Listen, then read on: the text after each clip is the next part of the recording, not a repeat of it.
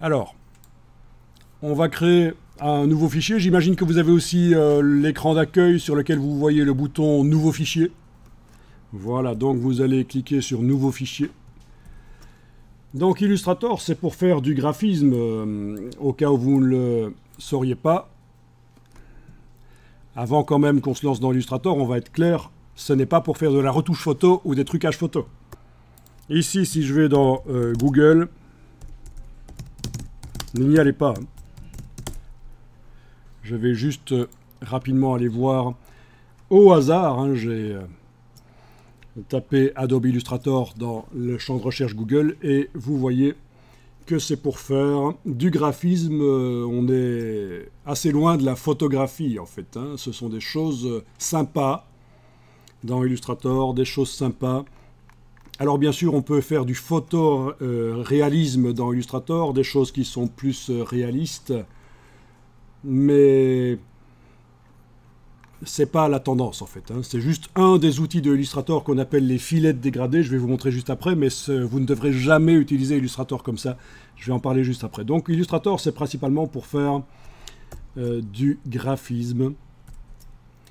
Donc ça suppose que vous êtes un peu doué en graphisme. Alors pour être doué en graphisme, qu'est-ce qu'il faut faire? Il faut voir beaucoup d'images.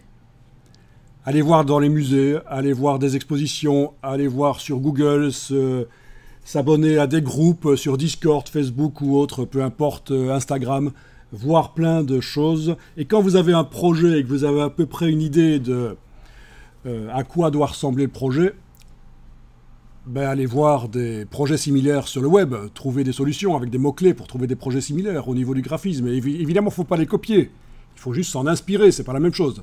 Si vous copiez, c'est du plagiat, vous allez avoir des problèmes. Il y en a qui ont essayé, ils ont eu des problèmes, comme disait l'autre.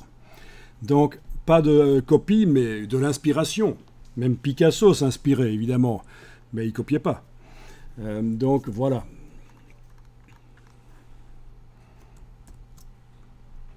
Et alors, je dis donc, quand vous aurez un projet, par la suite, si...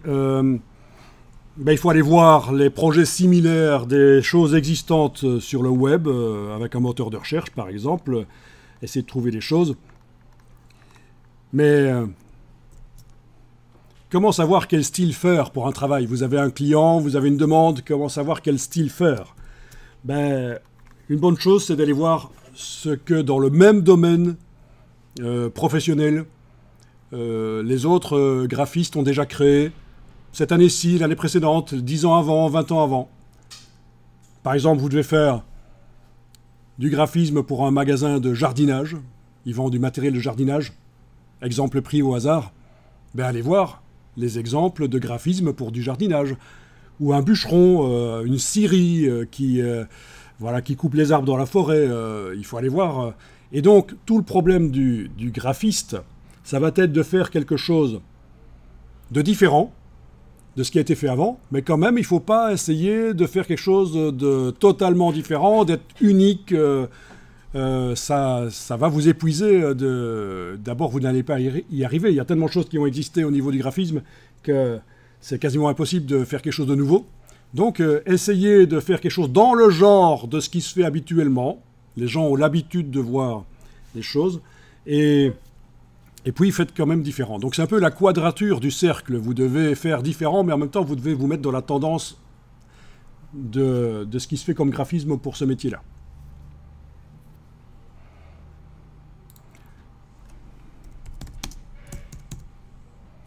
Par exemple, je vais taper ici dans Google Logo Forest. Si je veux faire donc des choses pour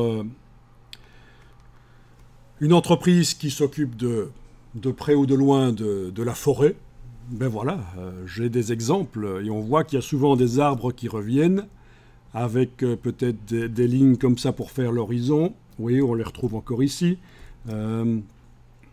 Avec des montagnes peut-être, pourquoi pas, ça dépend. Avec une silhouette comme ça en contreforme d'une bestiole. Un lapin. Tout le monde voit que c'est un lapin avec des cornes, évidemment. Enfin, vous voyez le principe. Donc là, je vous donne déjà des astuces avant même qu'on soit dans Illustrator, parce qu'Illustrator, c'est un outil. Un informaticien qui fait des choses dans Illustrator, c'est hyper moche. Il n'a aucune notion de graphisme. Personnellement, quand j'ai commencé à étudier l'infographie en 92, j'avais déjà un bagage en graphisme. J'avais déjà fait des écoles de graphisme analogique, non numérique avant. Et j'étais pas très bon dans les logiciels. En plus, quand le prof donnait un syllabus ou des ressources, je me disais, je vais plutôt garder ça pour plus tard, je vais me focaliser sur les travaux que j'ai envie de faire. Erreur. Après, on s'en rend compte et on se dit, jamais plus. Maintenant, quand je me lance dans un logiciel, même si j'ai l'impression que ça va être facile, je vais quand même regarder un peu les tutos. Et donc, finalement, je m'en suis très très bien sorti dans cette école. Je suis sorti major de promotion. C'était l'école Rubica en France, une école qui à l'époque s'appelait Superfocom. Alors, ouais, major de promotion, super. Ouais, sauf qu'on était une douzaine, quoi. Pas difficile d'être le premier sur 12. Mais tout ça pour vous dire que le côté graphisme, c'est ça qui m'a sauvé. J'étais pas très bon dans les logiciels, mais du graphisme, je savais en faire. Voilà, et je bossais quand même. J'étais quand même un peu passionné par le truc. Donc voilà, tout ça pour dire que ça compte aussi les connaissances en graphisme, et je vous ai donné les trucs, les groupes Discord, Facebook, Instagram, etc. Voilà la solution. On va pouvoir continuer, j'avais certainement encore des choses à dire, mais... Ah oui, j'avais quelque chose à dire, et vous ne me le dites pas, enfin, vous êtes grave quand même. J'avais parlé du photoréalisme dans Illustrator. Donc je vais ici taper en anglais le nom de l'outil Illustrator qui s'appelle Gradient Mesh. Je n'ai même pas besoin de taper Illustrator, à mon avis, je vais tomber dessus. Voilà.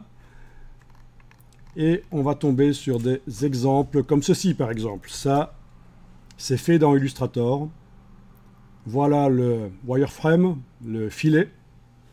Donc ce sont des formes avec une grille déformée dessus et des points de couleur sur les différentes parties de la grille.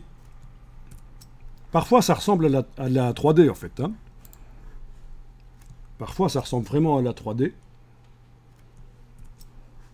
La 3D un peu basique comme on la faisait dans les années 90, mais quand même. Mais alors, surtout, n'essayez pas de faire ça dans Illustrator. C'est vraiment un outil particulier. Il faut vraiment avoir le client qui veut bien acheter ça, parce que ça peut prendre 3 jours pour faire une image comme ça. Ça peut prendre 3 jours pour faire correctement une image comme ça. Peut-être pas si on est très pro, un jour et demi.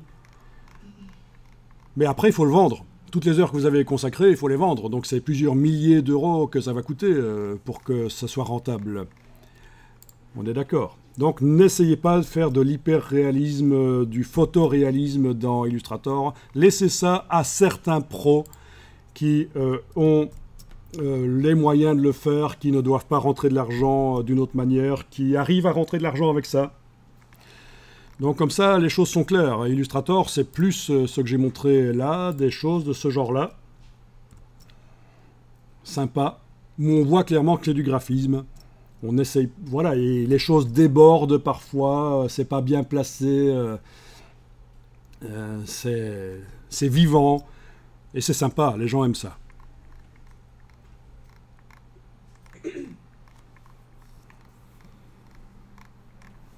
Donc ça peut être simple.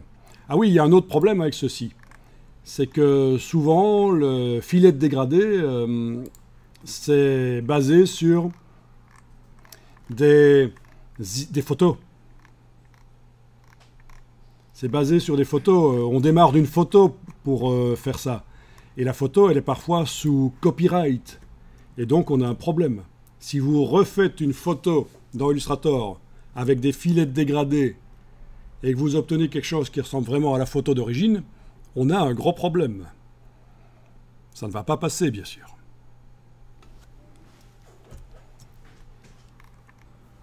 C'est sympa, mais si c'est basé sur une photo que vous n'avez pas faite vous-même, vous avez un problème. Non, vraiment, voilà, c'est pas vers ça qu'on va dans Illustrator. Pour faire du réalisme, vous avez maintenant l'intelligence artificielle, vous avez la 3D, vous avez la photo que vous retouchez, photo que vous faites vous-même et que vous retouchez dans Photoshop. Vous faites du painting dans Photoshop en retouchant la photo. Voilà vers quoi on irait plutôt pour que ce soit productif les travaux que vous faites. Voilà, du painting dans Photoshop, c'est-à-dire démarrer d'une photo, une photo sur laquelle il n'y a pas de problème de droit d'auteur, ou une photo que vous avez faite vous-même, encore plus simple, et venir retravailler la photo avec des effets pour en faire éventuellement un effet peinture, un effet de dessin, un effet de concept art. Voilà. Là, au niveau boulot, ça demande moins de boulot. Ça demande de la connaissance de Photoshop assez avancée, mais ça va demander moins de boulot que de faire le filet de dégradé dans Illustrator, qui est vraiment le truc, un des trucs les plus ennuyeux à faire. Mais pourquoi pas, ils ont mis l'outil dans Illustrator, c'est une collection d'outils qui s'adresse à différentes personnes, et pourquoi pas. On peut aussi l'utiliser de manière plus simple, juste pour faire des dégradés sur des objets. Pas pour faire du réalisme. Donc là, c'est du Photoshop, du painting. Voilà, j'ai juste tapé painting Photoshop dans Google. Et vous voyez un peu le principe.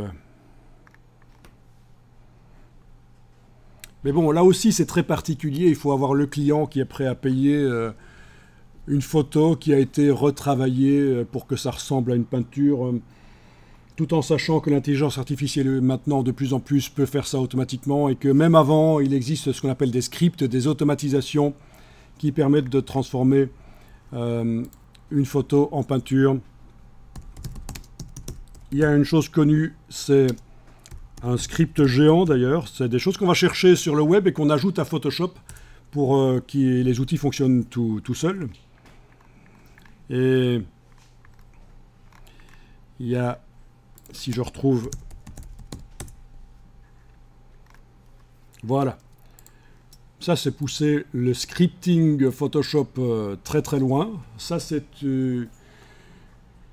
au départ d'une photo, ça donne l'impression que c'est une peinture. Et le script en lui-même a un poids de 900 mégas.